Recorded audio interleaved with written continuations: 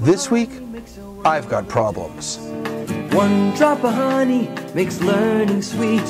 Add one drop of honey to Talmud Torah, and you've got a team that can't be beat. All starts with the children. Open minds and smiling faces. I've got problems. We all have problems. In some ways, we're all broken. The challenge of life is not so much to learn how to fix what's broken in our lives, but to learn what to do with it. Do we carry it with us? Do we embrace it? Do we push it away? Do we ignore it? This week's Parsha, Parshat Pekudei, might have something to teach us about brokenness and what to do with it. You see, the Parsha this week is talking about the conclusion of the building of the tabernacle.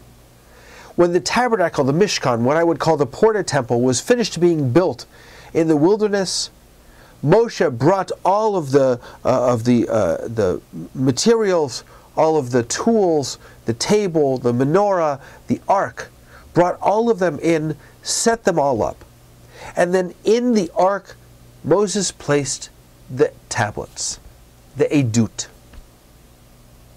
The word edut is from aid, which means testimony, because these were the two tablets of testimony. But the word edut is also plural. So that right there tells us something about what Moses put in. Moses put in 2 tablets. Here's what's interesting. Later on in the Tanakh, later on in the Bible, when Solomon is setting up the temple, when Solomon is putting all of these same things inside the temple in Israel, the Tanakh, the Bible tells us that there was nothing inside the ark but the 2 edut. What's strange about that? What's interesting or strange about that is that the word edut is already plural. Why does the Bible, why does the Tanakh have to tell us that there were 2 sets of tablets? The rabbis in the Talmud explain the reason the Tanakh tells us that is because it wasn't just 1 set of tablets. It was 2 sets of tablets. The whole set that Moses brought down from Mount Sinai and the broken pieces that had been shattered when he came down the first time and saw the golden calf. The Israelites consciously chose to carry that brokenness, to carry the memory of that pain with them throughout their lives.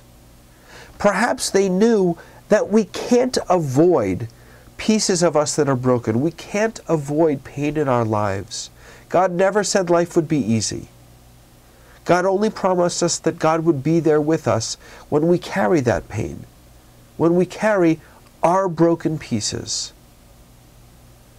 This week's Parsha reminds us, as we strive to create a world in which God's Mishkan, God's tabernacle, is always present, it reminds us that our world and we have broken pieces that cannot be swept under the rug, broken pieces that in some cases, I would argue in most cases, define who we are. As much as the joyous moments in our lives, the broken pieces remind us who we are, that we are fragile human beings who always should strive for oneness. Perhaps that's why we break a glass at a Jewish wedding. Because even at a moment when 2 people are becoming one, even in a moment which is perhaps the greatest expression of tikkun olam, of repair in our world, we're reminded that we carry broken pieces with us, that they remind us who we are. In some ways they define us, and they help us grow. They help us become better. They help us become. Today, this week, I place my broken pieces in the ark with the wholeness that God has allowed me to discover in my life. Until next time, Lehi Trump.